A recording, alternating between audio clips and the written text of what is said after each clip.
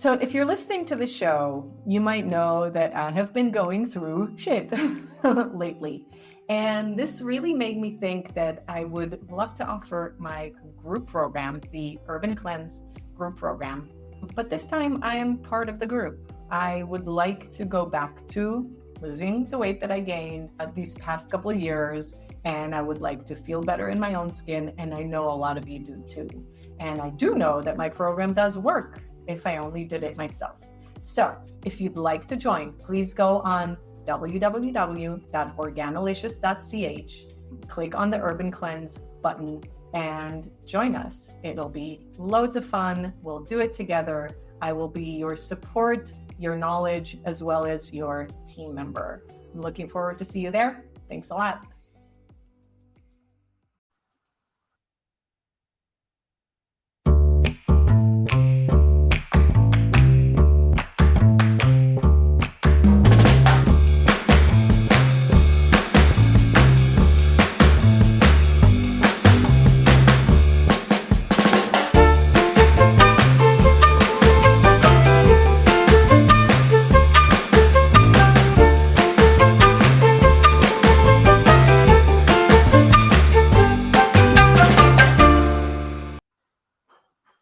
Hello, and welcome to another episode of the So Freaking Healthy podcast. Hi, Donna. How you doing? Hey, Megan. I'm good. How are you? I am also excellent. I'm battling the sunlight. As I mentioned earlier, we're doing our episode in the morning, and I'm like a vampire because the sun's just coming in at the wrong angle today. But you look gorgeous. Thank you. You too. Okay. No direct sun right here. There's just a lot of clouds and rain. I don't know how you scored sunshine, but yeah. So today we are joined by Arjanna van der Plas, and we are talking about the mental component of long COVID. And obviously COVID is a trigger word for a lot of people, but we are talking about personal stories today. So don't come for us. We're not doing anything wrong here. We're just talking. So anyway, we are going to welcome Arjanna. And now I'm cracking up because of the intro that you gave me of like, Donna, you shut up. Do not talk about anything controversial when it comes to COVID. Yeah. Well, whatever. If we get in trouble, we get in trouble. But anyway, legit. Yeah. It's legit. Let's get Arjanna on here and let's talk about COVID. Yeah, I'm super scared to say anything now. No. I think indeed, if we keep it to the personal story, we should be okay. Nobody should be chasing us after this. Honestly, exactly. I think we'll be fine either way. And controversies, get more viewers. So I'm all in. That's what we're here for. Let's do it. All right. Well, why don't we just start with a basic introduction, Arjanna? Like, who are you? Where do you come from? And why are you in? We always ask because I think most of our guests are in Switzerland. So maybe how you got to Switzerland? Yeah. So I'm originally from the Netherlands. I ended up in Switzerland because we spent a bit of time in San Francisco. That's where both of our kids were born. And then we realized we wanted to be back in Europe, but then in a place where there were mountains. As you may know, the Netherlands is completely flat. So we're like, where is a place with mountains that is close enough to home so we can hang out with family easily? So that's how we ended up here.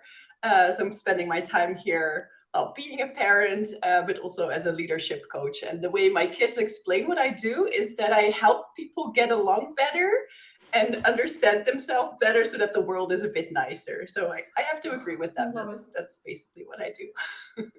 When I'm not sick with COVID, that is. Yeah. Oh, great. So, long COVID, I did, of course, a little bit of research. That's my job in our little duo here. Donna is the hippie. She just floats here. And I was doing a little. She just comes for the fun. And anyway, I don't even want to. I can't even pronounce it. I don't have it up on a screen. But it is. There is some kind of technical a version of what they call the long COVID.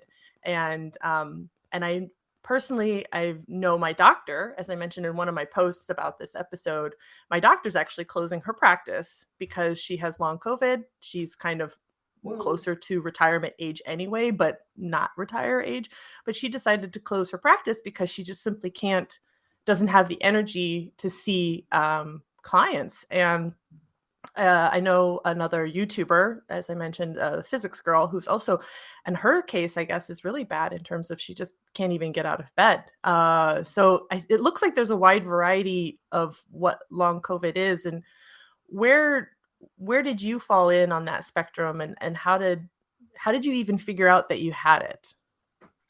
Yeah, that's a big question, actually, because I went to the doctors because I'd been sick for so long and I hadn't had COVID. So I figured, like, oh, this is what people tell you about. And basically the only thing they can do is they just check your symptoms and the fact that you had COVID, and then you belong in that big bucket of people that have long COVID. So it's really a clinical diagnosis. It's not like something they can measure in your blood or anything. It's just the symptoms. And I think, I think it's like about 200 symptoms that belong in this bucket. And I had like 10 of them or something. So it's really quite vague. But what you generally see is that people get sick with COVID. This is how it happened to me. I got sick with COVID. Nothing bad. I had the muscle aches and I was tired. It was like, oh yeah, here we go again. It was the second time for me.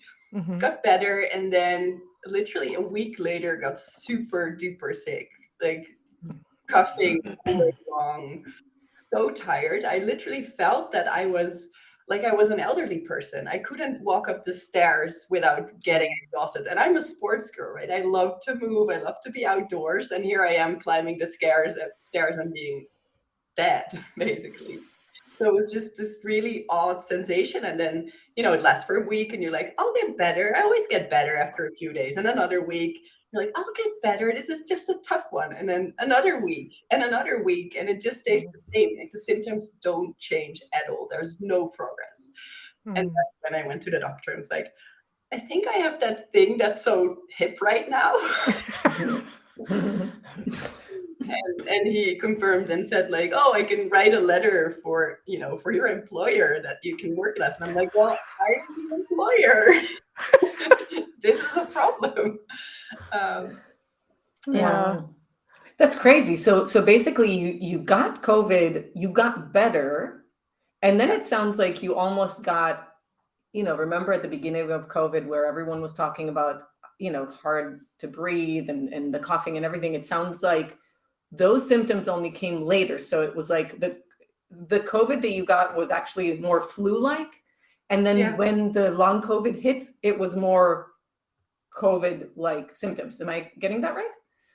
Yeah, actually, I didn't think about it that way, but that's kind of true. That's like the COVID in the beginning when we didn't know what to do and nobody was vaccinated. That's what it was like. So it was really out of breath all the time, super tired. Like, I could get out of bed, but I would schedule naps into my day to get through, which also made me feel like an elderly person a bit.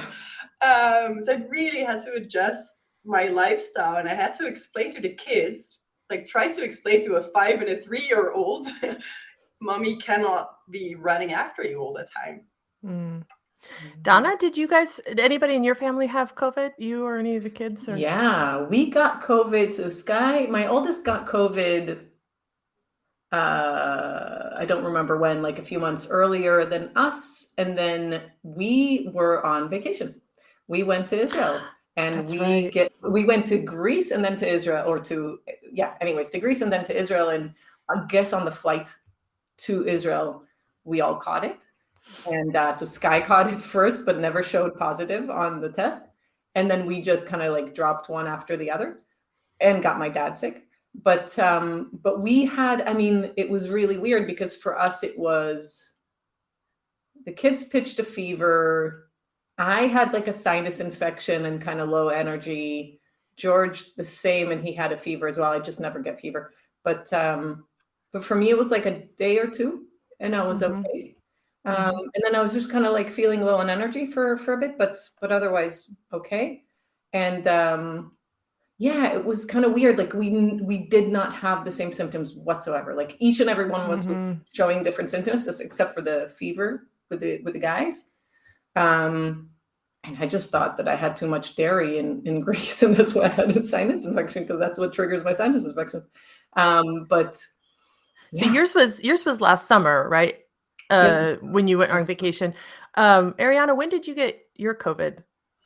Or when did my COVID? Yeah. Sounds like getting a Did you pet name it? instead of vaccine. So I got it in November, which was the second time. I also had it in March for my last year. Right on my So birthday. right on my husband's birthday, when we were supposed to go to the opera house, I got sick and we couldn't go. And then the second time was this November. And then early December is when I got super sick. I was on a romantic weekend with my husband. We were going for a hike and I just couldn't get up the mountain anymore. I was just coughing and out of breath all the time. I was like, this is really weird and really bad timing because we don't get a lot of time, just the two of us, right? So I was really pissed about it. I was like, I'm going to make it up that mountain until my husband said, no. Do either of you know? I don't know. Do either of you know like people who got COVID in like 2021 versus 2022? Do we know if there's like more cases of long COVID after the cases in 2022 versus 2021? That's a good question. Well, because like, for example, I got COVID in January of 2022 and I got it and then my husband got it and we were bad, like 2 days completely in bed, out of it. And then it took about another 2.5 weeks of the same symptoms that you were talking about, Arjanna, of like my brain didn't work. I couldn't walk upstairs. I couldn't do anything. But I also, it was like kind of like a sickness purgatory, right? You're not sick enough to be in bed and do nothing, but you're not well enough to do anything else, right? But friends of mine got it later in the year, also in Switzerland, and they said it was like a bad cold. So I'm also wondering the severity and you know what I mean? Like we all know that this thing has evolved and I'm wondering if the strains in 2021 have more causes of long. I wonder if anybody knows that who are listening, they can put it in the comments, but do you guys know? I have no idea. Really. I do know that it is changing, but you also have these people that got it in 2020, right? And then they're dealing with long COVID for like 2 years. I think that's one of the scary things of this long COVID thing is when you look up how long it takes on average, I think the average is 4 months. Wow. And then you have like the extremes of people that have it for years and like your doctor has to close their practice and things like that. But so you get this disease and then you're like, okay, so for most people, this is what their life looks like for 4 years. And I like your first story. It's really like, I cannot really participate in society, but I'm also not like complete. So it's really hard to understand your boundaries, like your new boundaries in that situation. Yeah. Crazy. It is crazy. It's very crazy. So how long then did it take for you to feel 100% again? I don't know when it was like full on 100%, but after 2 months, it was significantly better, which was great because that was, I think, 3 days before the Women's Hub Day, the big event that I do 3 times a year that where I'm hosting for a full day. And I was really like, how can I host a full day? I'm gonna have to schedule in so many naps and sit down. And I was committed to doing it, but it was actually crazy. And I think like 3 days before, it's like, I just walked up the stairs and like, look at me, I'm still breathing. So after 2 months, it was better. But the tricky thing is that whenever I do something that's actually too much for me, I get like huge pushback. So, I host this Women's Hub Day and it's amazing. And then the next day, I'm just in bed the whole day. So it's this sneaky thing. So it's not gone yet. It's not gone. No. And the other thing, just recently, I decided to donate blood.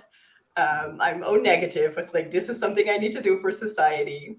Wiped out for 5 days after that. Like, that was just too much for my system. I think my iron was also still super low, which is quite common with long COVID. Not a good idea. So I really, even though I feel better, I need to be super mindful of not overstretching. Yeah. That's crazy. So what was the, like, That's insane for me because I think, we also always think that like, giving blood is also helpful to the body to kind of like regenerate and fresh blood and all that. But you were wiped out from it. So I'm curious, what are the day-to-day kind of struggles? What were the day-to-day struggles in the first 2 months before you started feeling better? And what are they now when you're better, but still have to be ultra cautious? Yeah. So during, actually being sick, one of the things I realized is all my work, in everything I do, I'm using my voice. So when you're coughing all day, that's a disaster because I do one-on-one coaching sessions and it's super distracting if I have like a 10-minute coughing spell. Or, hosting events, a lot of it was online, so it was great. But when I'm in a room with people and coughing the whole time, people don't really appreciate that these days. No. So that was just socially very tricky to balance, like what can I do also towards other people, and also my energy level. So I remember a day where I had I was leading a workshop in the morning and one in the afternoon in a hotel, and I literally just sent people out of the room so I could nap in that hotel room in between sessions. So I really had to be mindful of my energy management, especially when being with a group. And honestly, I think that was too much. I shouldn't have done those things. But then, I'm also self-employed. Like this is what I do. So it's hard to say no to those things. So it was really, really tricky for me to embrace like, oh, this is the amount of energy that I have. And also with the kids, it's a huge problem. Like, because I normally, I'm from the Netherlands, we bike everywhere. I couldn't bike.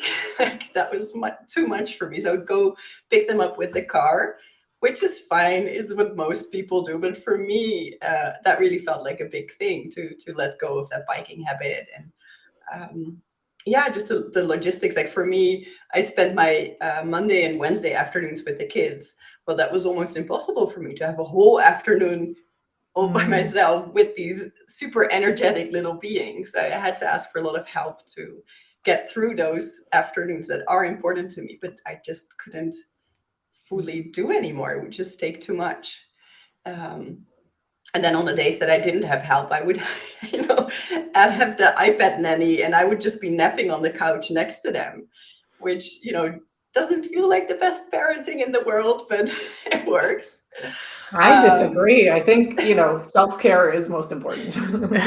You're so right. That's so true.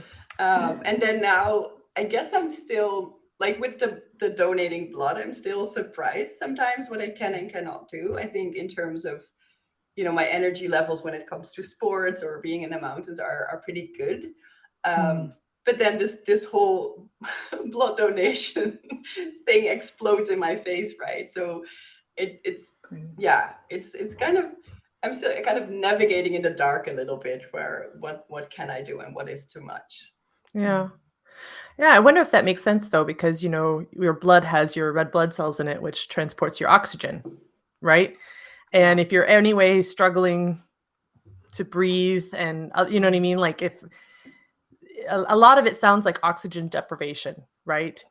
Yeah. Walking up the stairs, brain fog, so on. And so, So I didn't have the brain fog. That was the good news. My brain was still working, which is why I could still do the workshops and still be coaching. So luckily I didn't have that. And it was mostly the energy and the coughing and the being out of breath after like small things. And so I have a couple questions, but let me do them in the right order. So the first question is based on what you were just talking about, your day-to-day struggles.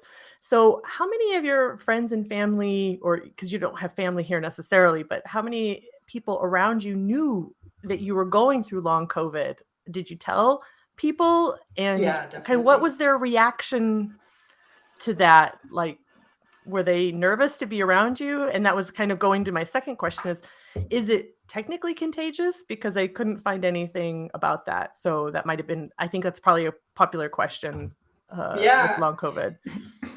Yeah, I think so. So the people close to me, they were worried about me, of course, because, we've all heard the stories of people that have this for 2 years and they were like, wow, if that's you, that really sucks. And also, for my husband, we were really thinking about if this is who I'm going to be in the coming year, what does that mean for how we organize our lives? Because, there's a lot I cannot do. And if this is long term, we need to, adjust some of our plans. So, so there was a lot of worrying and also just practical implications. I didn't get a lot of people that were scared to get sick.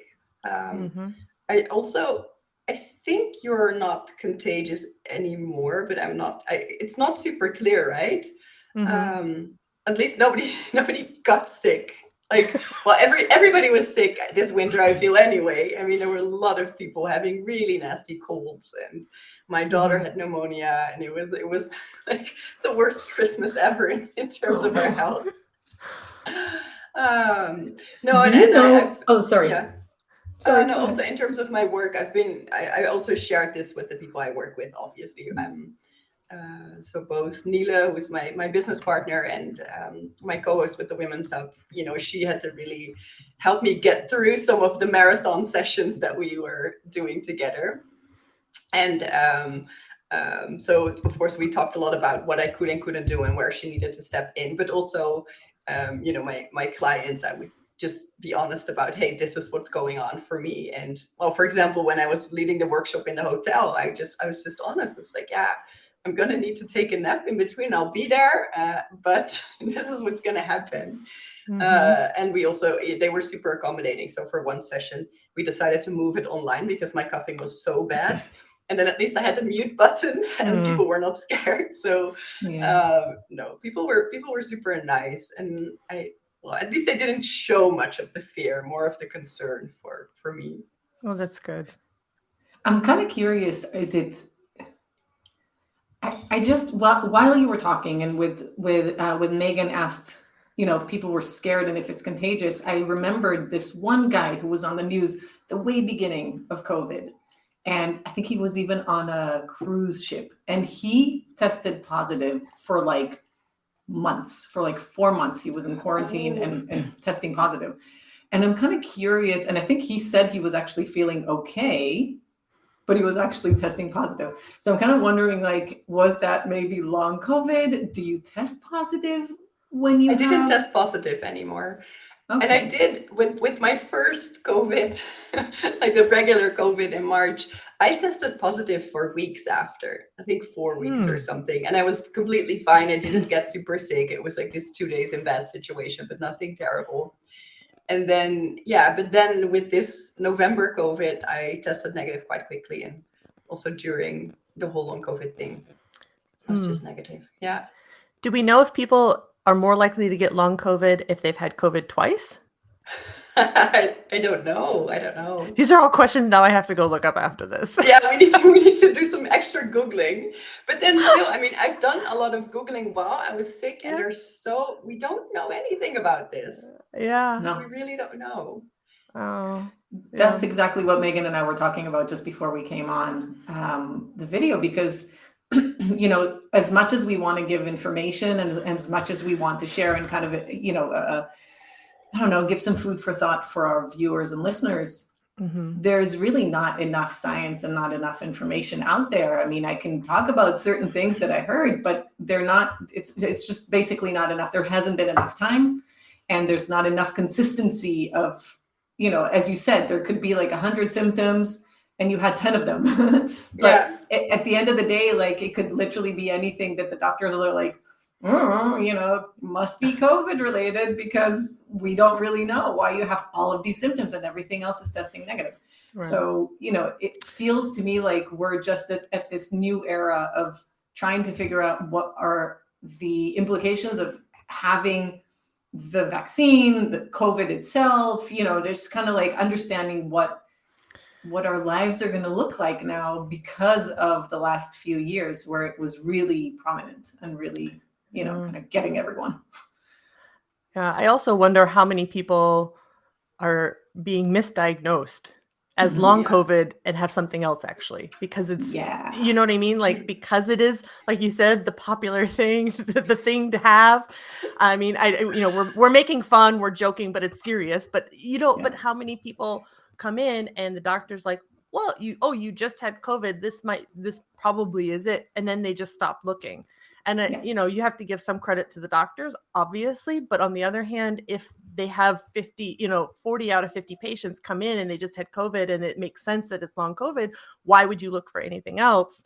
And I'm just wondering, in 2 years from now, when we have 2 more years of data looking back, you know, how is that really going to, you know, we're going to have to do a 2-year reunion on this episode, like what came out with this COVID stuff, long COVID specifically. But I think these are all these questions. And I think that because there are so many questions, because there are so many different varieties of this thing, is why it can be so controversial, because it's not clear cut. It's not a black and white situation, this or that.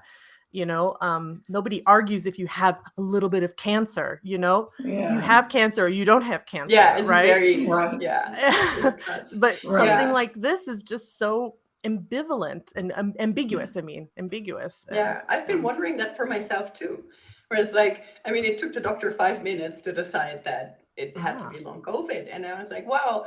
Also, I had a really quite intense year emotionally. And everybody is getting sick. There were a lot of people that were getting colds. It's like, what if this is just me picking up everything from everybody?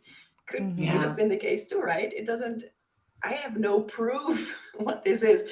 And there's really a problem now with the research because the funding is getting less and less and less, because the hype is less and less and less, which I think, you know, in a way is good that we're getting a bit back to normal. But for those people that are dealing with long COVID and have the 2-year version, it's really sad that we're losing interest and we're not learning enough about what is really going on for them. And this is, at least in the Netherlands, there's a lot of complaints about, you know, the funding just drying up. I don't know how that is on a global level, but it is a bit worrying, because it's so, you know, like with your doctor, kind of really extreme impact on your life.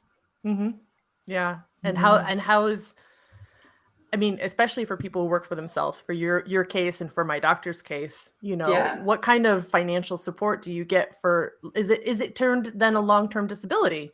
Is it under, you know, is it covered under disability acts and things like that, you know, people who have severe migraines or chronic pain who can't work?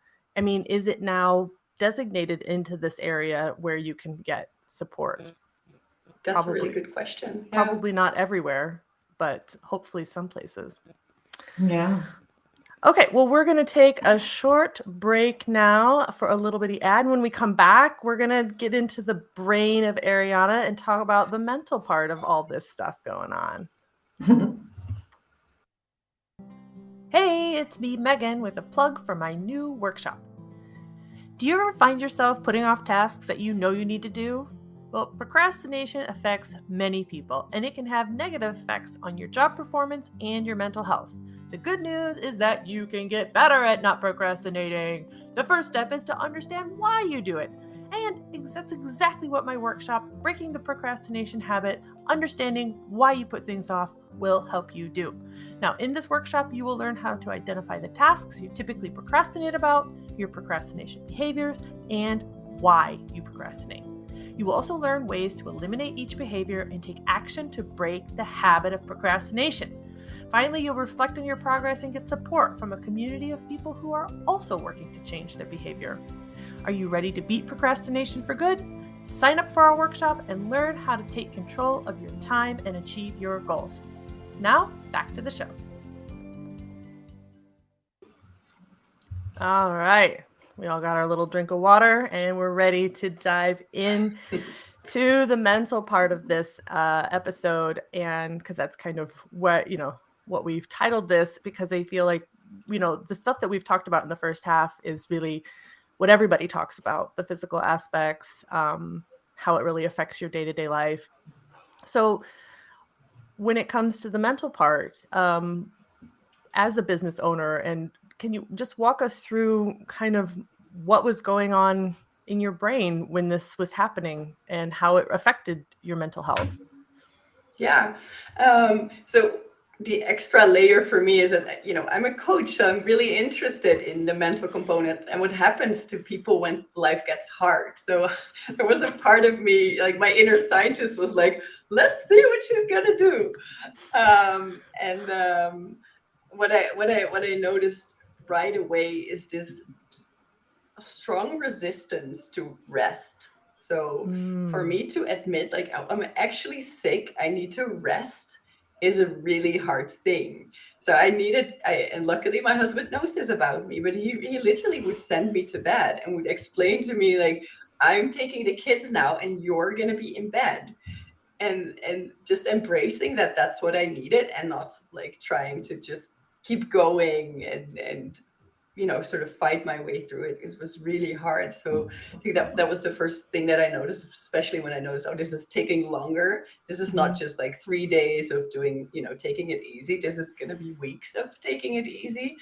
That was really a challenge for me. And then the added component to that is then asking for help. I really have this independent woman syndrome. So for me to ask my husband, hey, I know you're tired too, but can you take care of the kids? Or to ask friends here to help me with the kids, or to ask Neela, like, I know we're running this 3-hour workshop and I will probably be in zombie mode some of the times. Can you take over when that happens? For me, that's a really big thing.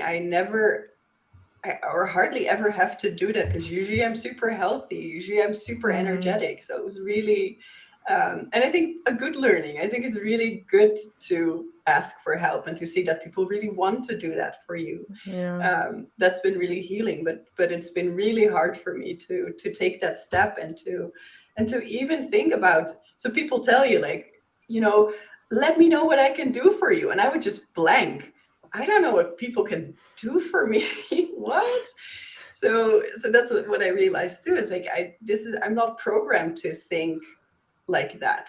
And then I realized, like, oh, it's actually really concrete things that people can do for me, like coming over when I'm with the kids so that there's another adult in the room, or cooking for me, or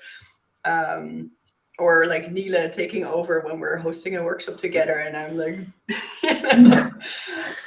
but I really needed to learn that. And but I think the most difficult mental component of this was how small I felt and how boring the days are when you're sick. I'm someone that gets a lot of energy from doing things and being with other people and making plans, and here I was sitting, you know, having to sleep a lot, which means when you're a business owner that you're doing less outreach, you're less visible. So I could see, like, oh, you know, less clients coming in, and I just felt like I was shrinking and not part of society anymore in a way. And yeah, it was really hard for my ego also.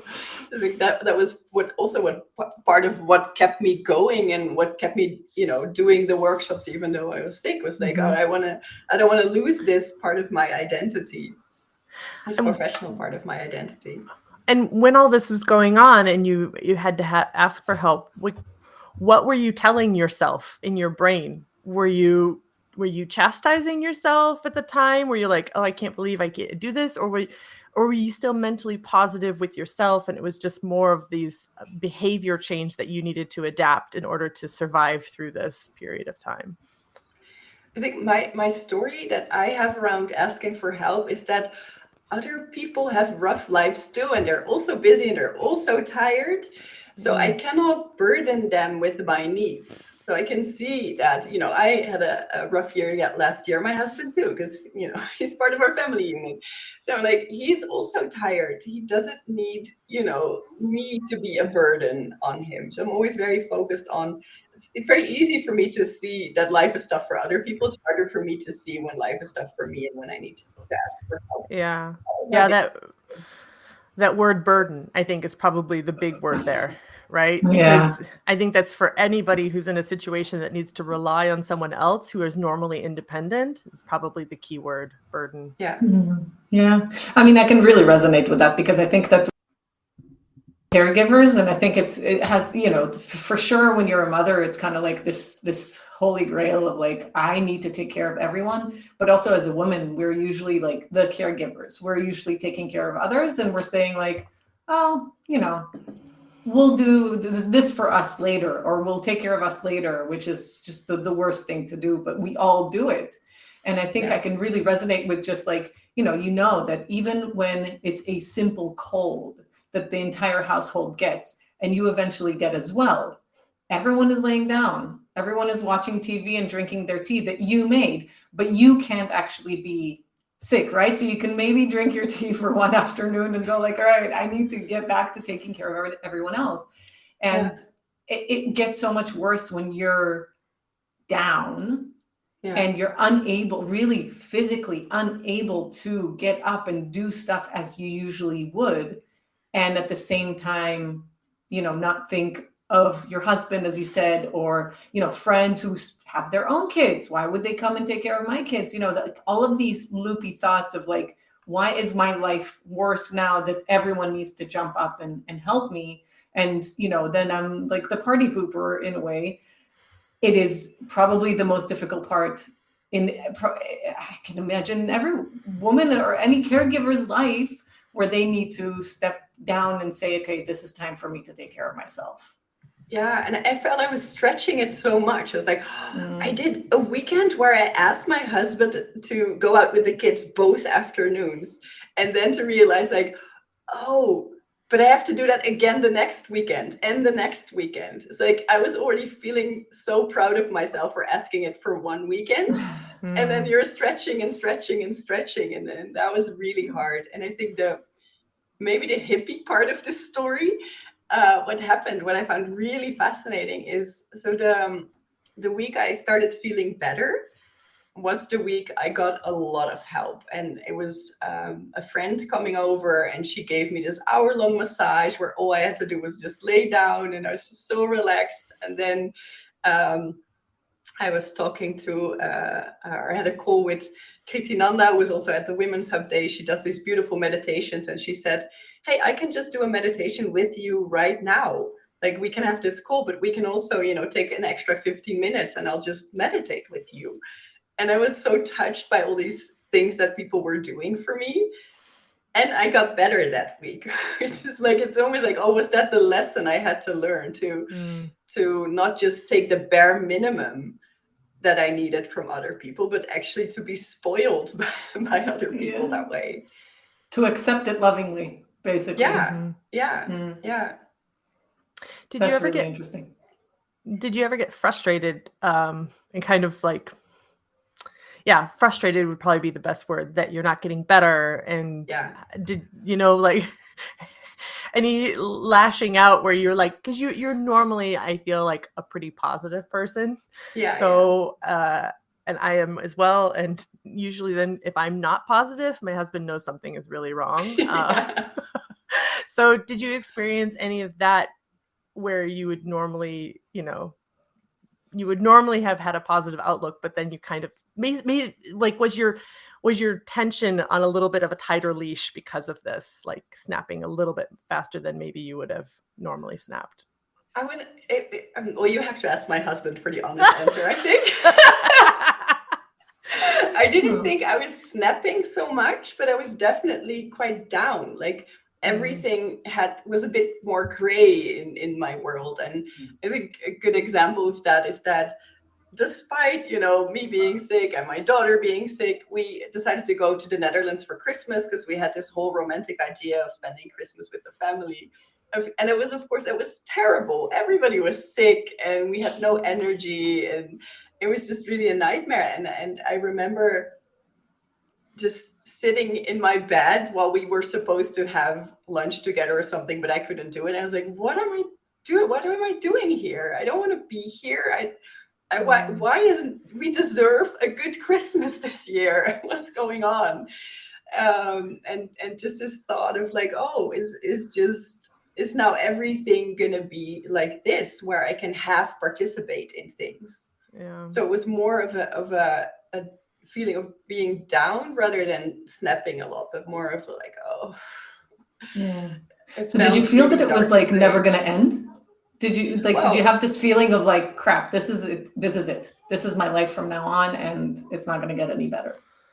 well, I felt I was gonna get better, but just not knowing when that's gonna happen makes it super tricky. So I felt Yeah. like, okay, this might be a year. I was trying to mentally prepare for, maybe this is gonna be a year that's statistically possible. And then I was just like, okay, can I surrender to a year like this? And I think I have surrendered. Not happily. No, and always finding, I think when you surrender, you start adjusting your life more than I did. And I think the fact that I was still trying so hard to do my work and still trying so hard to be a good mom shows that I didn't fully surrender. And I imagine if I had done that more, it would have been a lot easier. Yeah. So anything that obviously you had to change your day-to-day routine. You already mentioned a few things, building in naps and asking for help. Now that you're feeling better, we won't say 100% because it could still kick in, right? What have you adopted now in your lifestyle that came from long COVID? Are you still are you taking better care of yourself in general now, or how has your life afterwards kind of changed because of that? Well, first of all, I'm so grateful to be healthy again. Like when I don't donate blood and do things like that. So it's this awareness of, wow, it's really a gift to have a healthy body and to be able to do so to just have that sense of gratitude in regular life, which is easy when you're just you just recovered from a nasty cold and you're like, I'm so glad I can breathe again. But just to keep that with you, I think that's what it definitely did for me. And I think also more of an acceptance of, there is a limit to what I can do, and that's okay. And I don't have to compare myself to another person and what they can do. If, I remember recently there was a birthday party I was invited to, and I just felt in the morning of that day, I felt like I can't do this. And I'm maybe normally would make some sort of flowery excuse around it. And now I just said, hey, I'm sorry, I'm super tired. And I know I just need a quiet night. And I'm not making a big deal of that. That's just what it is. So it's easier for me to communicate when I can or cannot do things. And I think one thing that I think more comes from my husband, but I'm embracing it, is that I'm making more time for things that I do for myself. So, for example, tonight Neela and I are going to a party, and then my husband's with the kids, and so I'm having a bit more of those me time moments scheduled in, which is really, really nice. And there's still a part of my brain that's then like, oh, but my poor husband had a long work week too, and probably like to, be together, because we had this was a week where we both had things in the evening, so on and off, and not not the best week for romance. So it's like he'd probably prefer to be together, and I'm like, well, and also I really want to go dancing. Like I really want to do that. So to also acknowledge that it's okay, even though it's tough for him to, be at home, that's okay, and he will survive. He's showed to me that he can do this. And in a way, I'm keeping people small by having this assumptions that I always have to be the strongest and I have to accommodate their needs. I think that's a really good development. Yeah, that's really good. I mean, I'm glad to hear that, I can imagine that a lot of people can really easily fall into depression, having long COVID and having it stretch so long, and maybe not having the support system that you have, or the amazing husband that you have, or, like just everything that you have put in place for, or even I don't know if it's willpower, but like the ability to take naps during the day, for example, right? I can imagine if someone is working at a corporate job and don't have, a way to schedule their naps in between or rest, whatever. that could be super hard. It's either having a job or not, basically. And eventually the job's going to be like, we can't wait for you, that long. So I can really, through your story, I can really imagine so many other scenarios of people majorly suffering through this whole ordeal, whether it's months or years, as you said, I'm curious, when you went to your doctor, or maybe you saw more specialists, I don't know, did anyone, like, what was their advice to you? Like, obviously they don't have a medication to give you because there's no medication for this, but what was their advice for you, if anything, on how to deal with this whole long COVID? Yeah, so they do give you medication, but more for symptoms, so to get the coughing down and things like that, but not, it's not addressing what's at the core of the disease. And it's really, I think the one thing that, well, the doctor said, but that you read a lot too, is to really do less than you think you can do. So you think you're okay to, I don't know, host a full day Women's Hub Day. Don't do that. Like, take one step back and see what feels easy. And that's what you're going to do. You're not going to go for, I think I can do the full thing. You're going to go for, oh yeah, that's really easy. And then probably that's where you want to be. And that's what's also a bit of a mind fuck in a way, where you're like, wow, but I'm feeling better, let's do it. And then you just get a smack in the face again. So you feel, in a way, it feels like you're cheating a little bit by just taking it easy all the time. You're being lazy, right? I mean, that's probably but that's why you're feeling, that's why you're feeling good. You're feeling better because you're not doing anything. You're letting your body heal. And as soon as you start doing something. Yeah, exactly. Yeah, but that's the thing, is that, like, how long, because I kind of understand, because, like, for people who are energetic as Arjanna is, like, I can imagine that anything less than what you think you're capable of doing feels lazy. Like, I feel lazy. I feel lazy when I have depression bouts, or when I'm sick or whatever. I feel like, dude, but I could probably do this. Like, let's just do it. And then obviously you're prolonging the problem instead of helping yourself. But at the same time, you're feeling like you're putting yourself down for being lazy or not doing as much as you could, and then rest when you rest, So I can really imagine it being a complete, like a dissonance in your brain, like a complete fight between, the good, what do you call it? The good angel and the little devil on each shoulder, kind of going like, you need to rest now. No, you can definitely do this. Stop being lazy, and that whole kind of conversation in your head. And you're like, well, what do I do now? I don't know. Yeah. And then you go off and do a whole day of Women Hub, and then you crash. So it kind of, but at the same time, I'm like, well, how do you know? Right. So how do you know when it's done? You did something that honestly I would not have imagined having such an impact on you, which is giving blood. And to be down for 5 days afterwards, thinking that basically it's kind of already behind you in a way, or like the majority of long COVID is behind you, and then being smashed for 5 days, that to me says, like, is it ever going to be over? Like, is it ever going to be the same as before?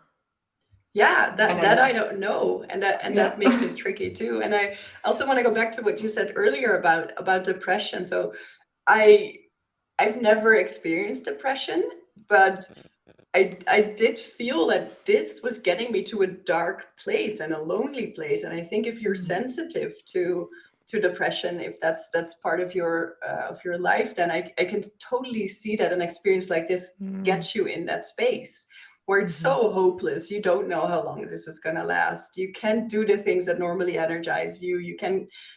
It's also isolating, of course, like you see less people. I can really see how this can have a huge impact. And I don't think we talk about that component of this enough. Yeah, we had a depression episode a couple episodes ago. I listened to it. And we talked about, and going back to what you were saying earlier, when you were asking people for help and they said, well, how can I help you? And your mind goes to blank. It's like the same thing when it comes to depression. Either A, people don't know you're going through it because you put on a mask and you go to work and you try to get through the day.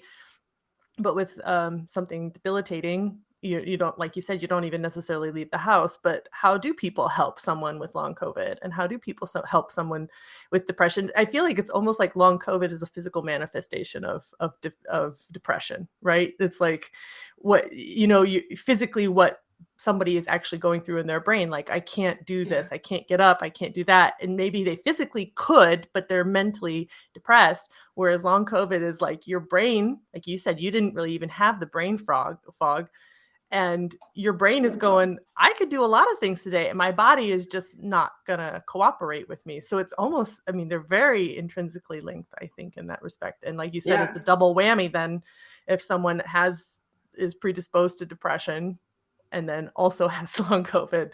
I mean, that's the double whammy. Definitely. I love brain frog, by the way. Yeah, thank you. Had to bring it up. I'm sorry. Yeah.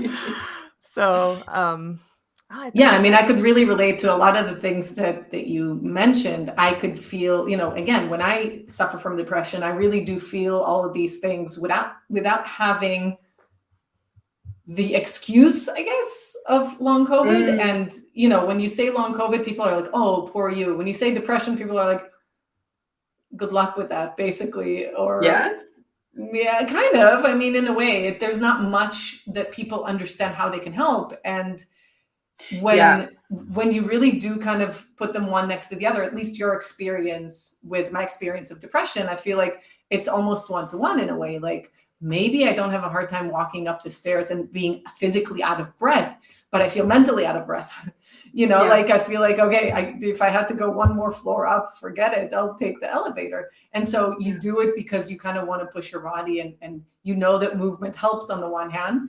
Yeah. And on the other hand, you're like, well, but I physically cannot. So to me, it's very, very kind of similar in what your body is trying to tell you and what your brain is meanwhile trying to tell you, and how you're fighting between those two entities and kind of not knowing how to ask for help, or how to help yourself, really, at the end of the day, because it's just something that is happening at the moment, and that's kind of it. So to me, it was really, I resonated with it. I don't know if,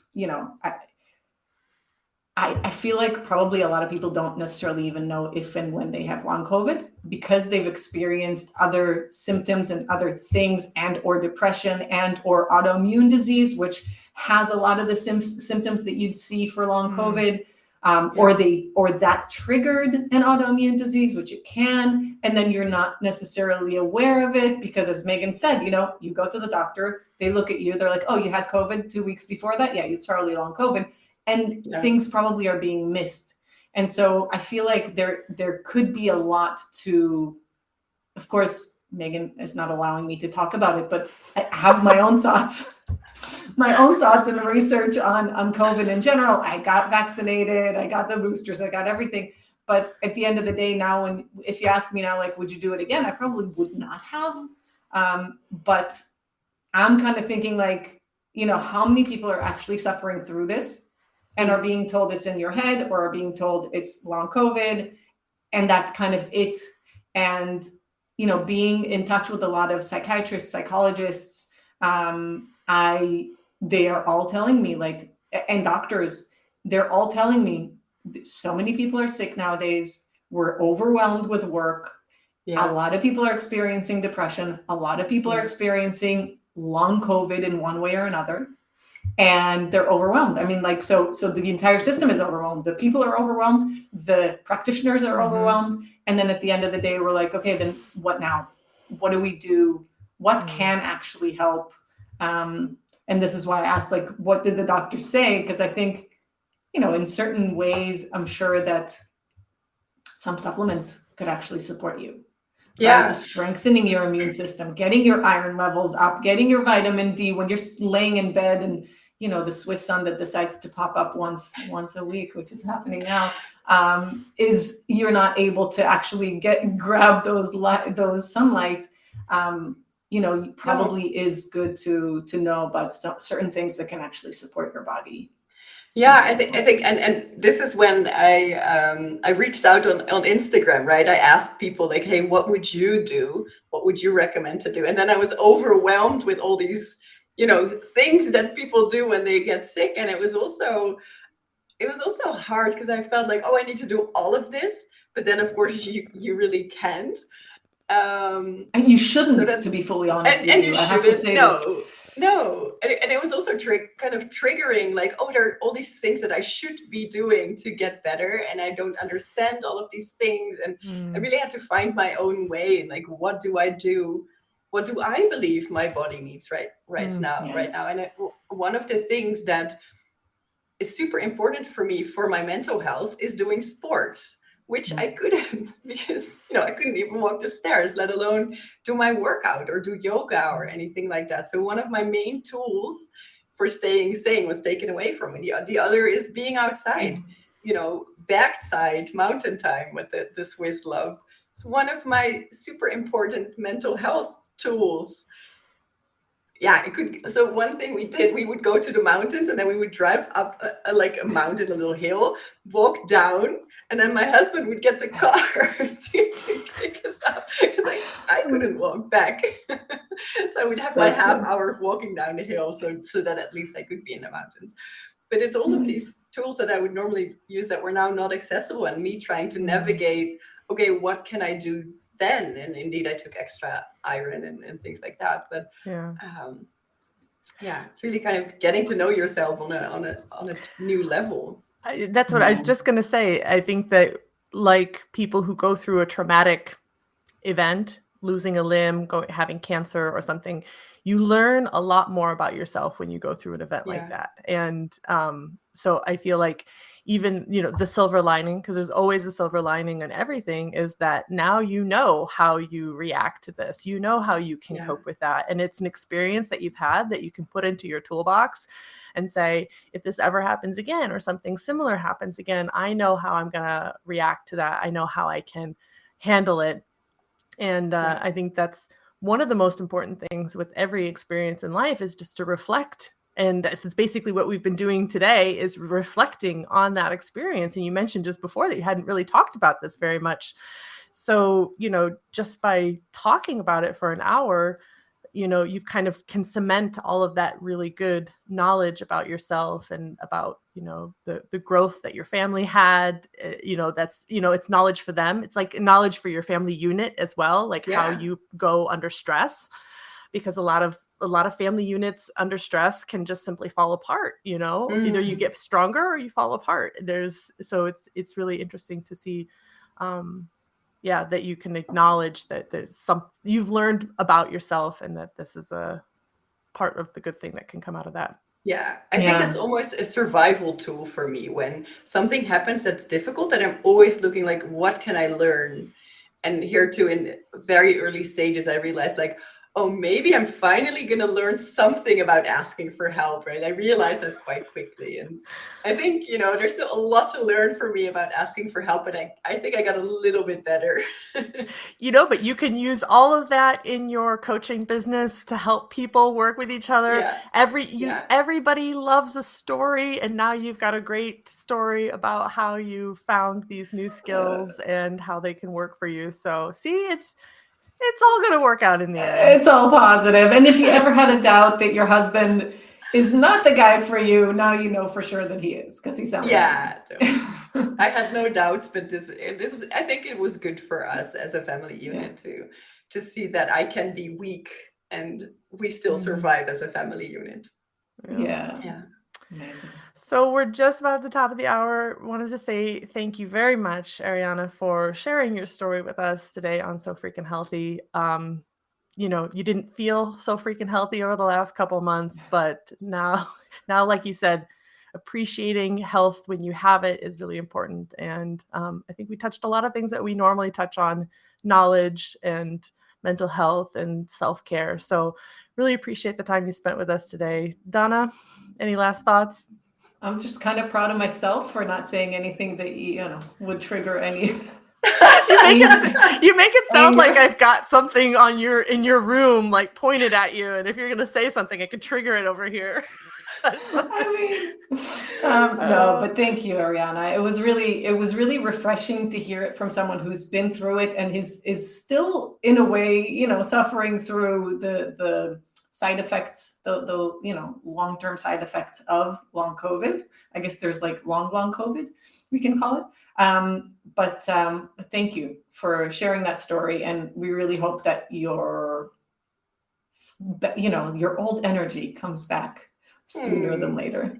Thank you so much. And I do think, and maybe we can do that in our reunion episode in 2 years, but I do think it's important at some point to talk about also the controversial topics, because I think we have a lot to learn from each other and from how we've experienced this whole pandemic. And it's easy to hide all of that, but because it's scary, because there might be conflict and Megan might be pointing things at you that you don't want. But I do think that it is important to unpack everything we personally learned in the pandemic and what we maybe would have done differently next time. Like, nobody has experienced anything like that. So I think there's a lot of learning that we can take from it still. So, but stay tuned. In 2 years, we'll talk about that, right? Mark your calendars. Definitely.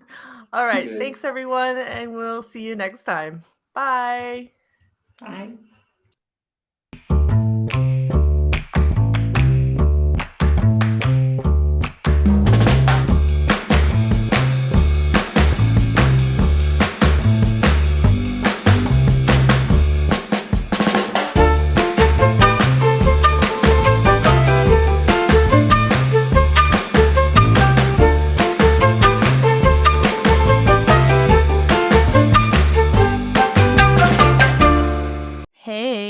You're still listening. Great. Okay, now I can tell you about my 12-week goal setting session. So in this 1-hour session, I'm going to help guide you through a powerful process inspired by the best-selling book, The 12-Week Year. I know. Everybody at this time of the year starts to think about year-long goals. And I would argue that year-long goals are really hard to contextualize. What is going to be happening in a year from now? You have no idea. But 12 weeks gives you a little bit better understanding because you kind of already have your calendar booked out for the next 12 weeks, kind of know what's going to be going on. So if you can focus your goals on the next 12 weeks, you can make some really big actionable steps towards your long-term vision. So in this 1-hour session, we do talk about long-term vision. We talk about where you want to be. We talk about what your 5-year, 10-year, 3-year, all those goals are. But that's only a brief part. We know, we see the long distance view, but let's break that down. And then we get into the 1 to 3 strategic 12-week goals that are going to get you to those long-term vision. Then we're going to put that into a really cool action plan with like checklists and timing and all that jazz to make sure that you are clear and that you have accountability to get those goals done. And then that's not it. Then we are going to tackle your roadblocks because you know you have roadblocks. So we're going to tackle those roadblocks. We're going to create a plan to overcome them. So you know when you start to self-sabotage, you know what you can do to get around those roadblocks. Okay, so if this is interesting for you, it is only 1 hour of your time and it's only 45 Swiss francs. I host this gig over on Fiverr, but I'm also going to put a link down in the show notes. So if you're interested, hit me up.